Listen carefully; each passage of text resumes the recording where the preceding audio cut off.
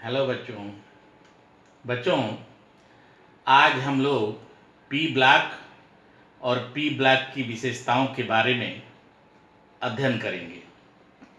जो आवर्त सारणी बनी है लॉन्ग फॉर्म पीरियोडिक टेबल का, जो सबसे इस आवर्त सारणी के सबसे दाहिने साइड में ये पी ब्लॉक एलिमेंट रखा गया है।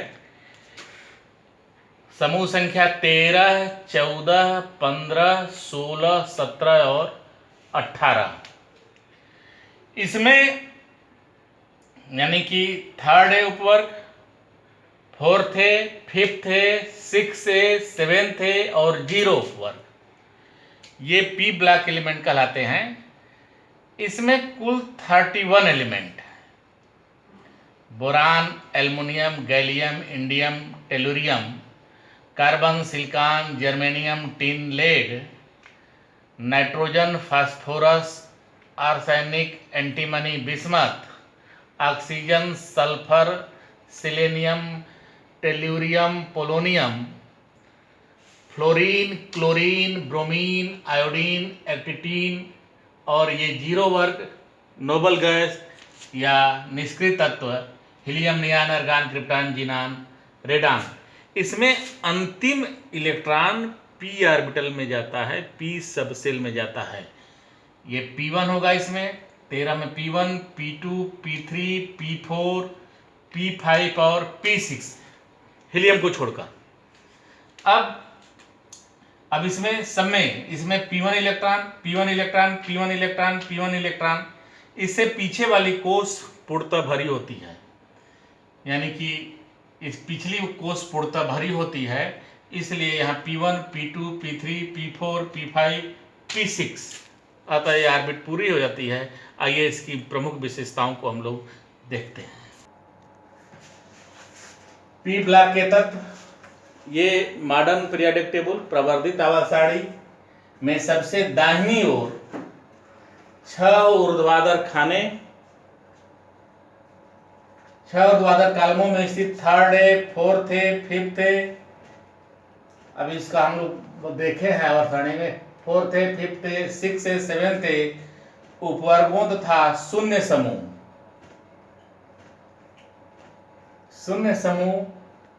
इसको हम अगर आधुनिक में देखें, समूह संख्या 13, 14, 15, 16, 17 तथा 18 के सभी तत्वों को पी ब्लॉक के तत्व कहते हैं।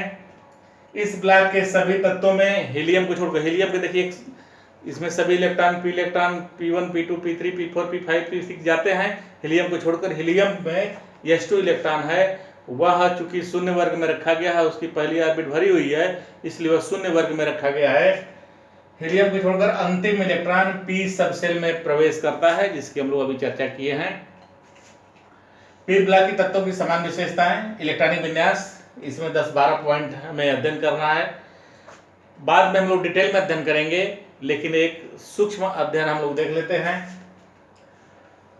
इलेक्ट्रॉनिक विन्यास, इस ब्लॉक के तत्वों में अंतिम इलेक्ट्रॉन बाह्यतम कक्ष की पी सबसेल में प्रवेश करता है। इससे पहले वाली सभी सेल पूर्णतः भरी होती है, सभी कोष पूर्णतः भरी होती है, अतः इसके अंतिम सेल में 3 से 8 इलेक्ट्रॉन होते हैं। 3 तो पी कोष में पिछले वीडियो में देखे होंगे कि पी कोष के बाह्य कोष में कुल इलेक्ट्रॉनों की संख्या में 10 जोड़ते थे तो हमें वर्ग संख्या हम निकाल लेते थे, समूह निकाल लेते थे, यानी कि 3 से 8 होते हैं। देखिए 3 से 8 होते हैं, तो पहला इसलिए 3 इलेक्ट्रॉन तो 10 जोड़ते थे, 13वां, तो ये देखिए 13 इसी से आया, 13, 14, 15, 3 से 8, 3 से 8, 3, 4, 5, 6, 7, 8, 4, 14, 5, 10, 15, 6, 10, 16, 7, 10, 17, 8, 10, 18 इलेक्ट्रॉनिक विन्यास से आप क्लियर कर लेंगे। अभी आवर्त वर्ग निकालना आपको अभी फिर बता देंगे। 3 से 8 इलेक्ट्रॉन होते हैं। इनका समानता इलेक्ट्रॉनिक विन्यास NS2 NP1 to 6 होता है। जैसे 5 का है, 5 का इलेक्ट्रॉनिक विन्यास होगा 1s2 2s2 2p2 2। यहाँ देखिए बाह्य कोष में 5 है, 5 है, ये 2 और 2 4 1 5, अब देखिए यहां तक तो क्लियर है, ये तो H2 सब में रहेगा। अब P जो P सब सेल में P1 6 इलेक्ट्रॉन होते हैं, इसी से इसमें देखिए 6 13 14 15 16 17, एक जाएगा तो 13, 2 जाएगा तो 14, 3 जाएगा तो 15, 4 जाएगा तो 16, 5 जाएगा, 5 इलेक्ट्रॉन जाएंगे तो 17 और 6 इलेक्ट्रॉन जाएगा तो 18 समूह या वर्ग आ जाएगा इसी पर। यानी कि थर्ड ए उपवर्ग में जब इलेक्ट्रॉनिक विन्यास लिखेंगे तो सबके अंतिम सब सेल में एक इलेक्ट्रॉन होगा, पी सब सेल में एक इलेक्ट्रॉन होगा। जैसे 13 एल्युमिनियम का लिखते हैं, 13 एल्युमिनियम का लिखते हैं तो नियान तक तो हो गया, ये 10 हो गया, 10 2 12 1 13। गैलियम का लिखते हैं तो आर्गान तक हो गया 18, ये 18 10 28 2 30 1 31 गैलियम। और 49 जो है इंडियम का है, तो क्रिप्टॉन का 36 10 46 2 48 1 49 और 81 टेलुरियम का है। तो इस समूह में समूह 13 या थर्ड वे में कौन कौन तत्व हैं? तो इसमें boron, aluminium, gallium, indium, tellurium 5 तत्व हैं जो पी ब्लॉक में हैं। तत्वों के नाम ज्ञात कर लीजिए। क्वेश्चन कैसे आ सकता है? पी ब्लॉक के 13वें वर्ग में तत्वों के नाम बताइए। निम्नलिखित में कौन 13वें वर्ग का तत्व नहीं है? तो इनका आप नाम याद कर लेंगे, boron, aluminium, gallium, indium, tellurium. तो आपको कहीं कठिनाई नहीं होगी। अब इनके बाह्य कोश में सब में 3 इलेक्ट्रॉन होते हैं, 2 S में और 1 P में होते हैं, इसलिए इसकी संयोजकता भी हम निकाल सकते हैं। इसी तरह समूह उपवर्ग 4 और समूह 14 में 4 में 4 ए में 10 जोड़ देगा तो 14 यहाँ होगा, 10 डी ऑर्बिटल वाला जोड़ा जाता है। और 14 तो कार्बन का क्या होगा? ये होता है 1s2 2s2। यहां देखिए यहाँ P1 है, यहाँ P1 है, इसमें अगर हम कर दें, क्या कर दें, 2p2 तो ये हो जाएगा 6 आ जाएगा। सिलिकॉन में क्या कर दें, यहाँ पर सिलिकॉन में यहाँ 2 कर दें तो इसका बाय हो जाएगा 3s2 3p2, इसका बाय हो जाएगा 4s2 4p2 हो जाएगा बाह्य कोश में। तो इसका इलेक्ट्रॉनिक विन्यास देखिए, ये इलेक्ट्रॉनिक विन्यास यही लिखा गया है, ns2 np126 हो गया, यहाँ 1 था यहाँ 2 हो गया। इसी तरह यहाँ 5s2 5p2 हो गया, यहाँ पर 6s2 6p2 हो गया। इसी तरह यहाँ पर आइए नाइट्रोजन का। अब इसमें एक एक बढ़ाते जाएंगे हम, अगला तत्व का इलेक्ट्रॉनिक विन्यास हमें प्राप्त हो जाएगा। तो इसका हो जाएगा, क्या हो जाएगा, यहाँ पर देखिए, यहाँ पर 2p3, यहाँ पर आ जाएगा 2p3, यहाँ पर क्या आ जाएगा 3p3, यहाँ पर क्या आ जाएगा 4p3, यहाँ पर 5p3, यहाँ पर 6p3, यहाँ पर क्या हो जाएगा 2। लास्ट इलेक्ट्रॉन दे रहे हैं, आगे पीछे का पूरा कर लीजिएगा, आप इस तरह नहीं लिखिएगा जैसे हम लिख दे रहे हैं। यहाँ आ जाएगा, ये काम आपके लिए मैं छोड़ रहा हूँ, आप इसको लिखकर पूरा कर लीजिए, प्रैक्टिस कर लीजिए, तत्वों के नाम याद कर लीजिए। जैसे 4th यानी उपवर्ग 16 में कुल कौन कौन तत्व हैं? Oxygen, sulphur, selenium, tellurium, polonium. यहाँ 5th में nitrogen, phosphorus, arsenic, antimony, bismuth है। यहाँ इलेक्ट्रॉनिक विन्यास हो जाएगा 2p4, यहाँ हो जाएगा 3p4, यहाँ हो जाएगा 4p4, यहाँ होगा 5p4, यहाँ पर हो जाएगा 6p4। अब क्वेश्चन है, एक तत्व का बाह्यतम कोश का इलेक्ट्रॉनिक विन्यास है 6p4, उस तत्व का नाम बताइए। उस तत्व का आवर्त बताइए, उस तत्व का वर्ग बताइए। इस तरह के क्वेश्चन बन जाते हैं। 6 आप पीछे का सब भर लीजिए। 6p4 अंतिम इलेक्ट्रॉन 6p4 में जा रहा है, तो आवर्त यहां से 6 निकल आएगा। p ब्लॉक का एलिमेंट होगा यहां से। अब इससे पहले जब भरेंगे तो इस तरह आप जो है भर लेंगे। 6s2 के बाद यहाँ 6s2 हो जाएगा, 6s2 हो जाएगा, फिर 6p4 होगा। इस तरह आप इसका लिख कर जो है इलेक्ट्रॉनिक विन्यास लिख कर आप इसको जोड़ देंगे तो ये तत्व का परमाणु क्रमांक भी निकल सकता है। इस तरह क्वेश्चन आपसे पूछा जा सकता है। तो इसलिए इलेक्ट्रॉनिक विन्यास को आप बाकायदा प्रैक्टिस कर लीजिए। प्रैक्टिस करने के बाद आप देखेंगे कि आप जो केमिस्ट्री में विद्वान हो गए। इलेक्ट्रॉनिक विन्यास मोस्ट इम्पॉर्टेंट है, क्योंकि छात्र कक्षा 10 से आगे डरता है, आगे जाता है, तो उसे बहुत सी चीज़ें नहीं समझ में आती है। तो उसको अपनी केमिस्ट्री को मजबूत करने के लिए पहला काम होता है कि इलेक्ट्रॉनिक विन्यास को वह अच्छे ढंग से सीख ले। हम इसी तरह समूह उपवर्ग जो है 17 में हैलोजेंस कहते हैं, ये बहुत इंपॉर्टेंट है हैलोजेंस। तो 9 में क्या हो जाएगा? तो 9 का हो जाएगा 1s2 2s2 2p5 हो जाएगा। यहाँ 4 था तो यहाँ 5 हो जाएगा। यहाँ क्या हो जाएगा? 3p5 हो जाएगा। यहाँ क्या हो जाएगा? 4p5 हो जाएगा। यहाँ 5p5 हो जाएगा। यहाँ पर 6p5 हो जाएगा। अंतिम इलेक्ट्रॉन 5 पे जा रहा है तो 6p5 रहेगा, तो परमाणु क्रमांक 85 हो जाएगा, तब तो एक्टिन हो जाएगा। और 7th ए उपवर्ग में होगा। तो 7th ए में कैसे होगा? 7th में ये 5 है और यहाँ 6s2 होगा। 6s2 6 तो 5 2 7 17 में समूह 17 में हो गया। और आवर्त जो है इसमें 6 हो गया। आवर्त में 6 आवर्त में, और इसका परमाणु क्रमांक 50 हो जाएगा, ब्लॉक p हो जाएगा। इसी तरह हीलियम में 1s2 हो जाएगा।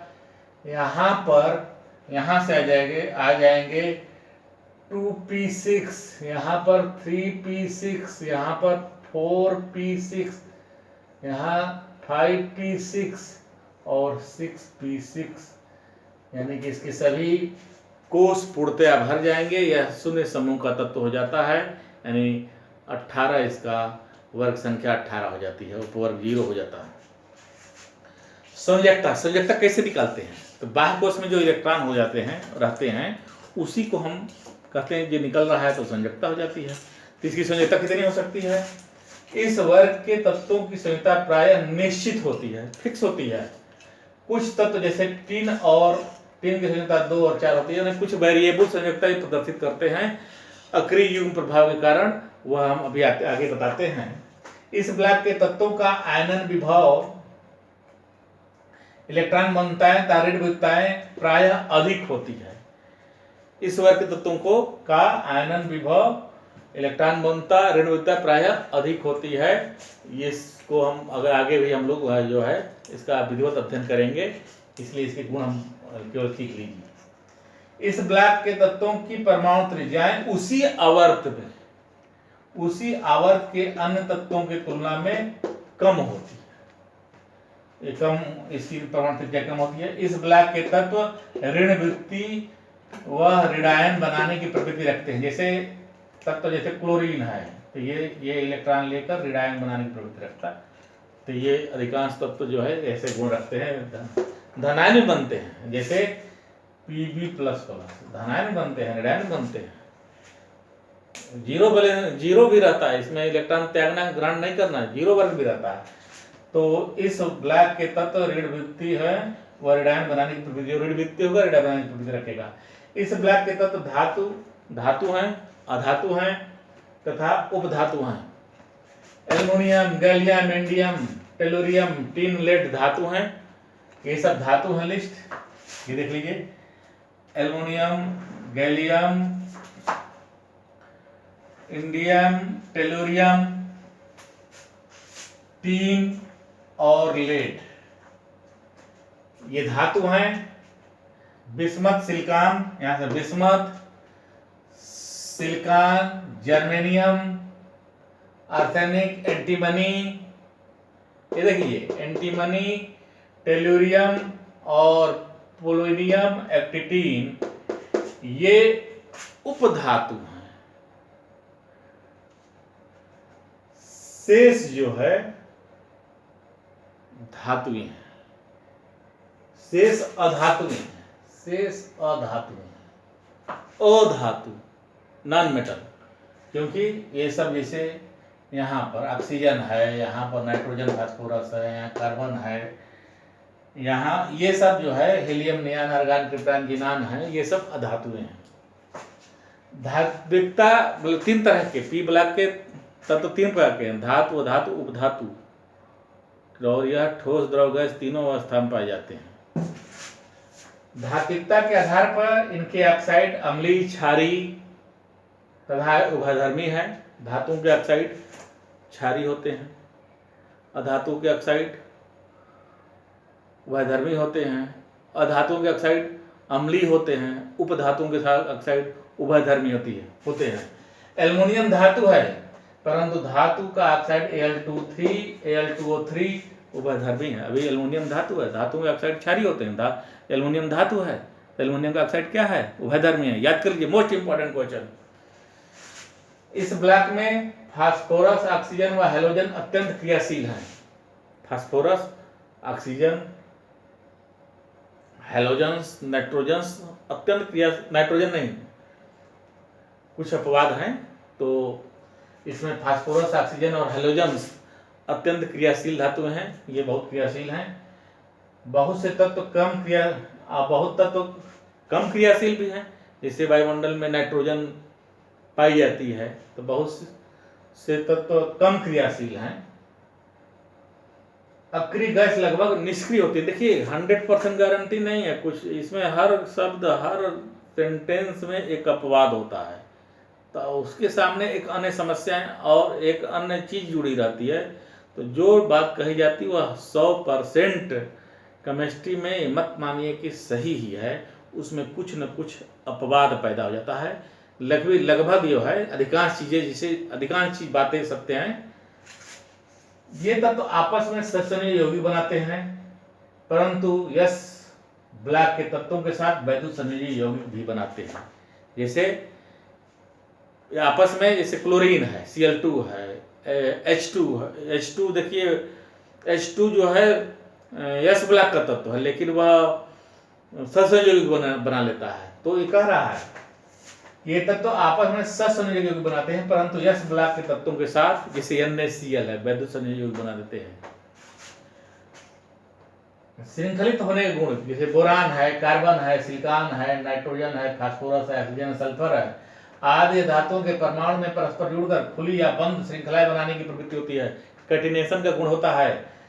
इस गुण को श्रृंखलन का गुण कहते हैं। जैसे सिलिकॉन आपस में इस तरह बना लेता है, कैटिनेशन कर लेता है, कार्बन अपना इस तरह बना लेता है, इसी गुण को श्रृंखलन करते हैं। अक्रिय युग्म प्रभाव बहुत मोस्ट इंपॉर्टेंट है, इसको देख लीजिए। इस ब्लॉक के कुछ तत्व तो अक्रिय युग्म प्रभाव प्रदर्शित करते हैं।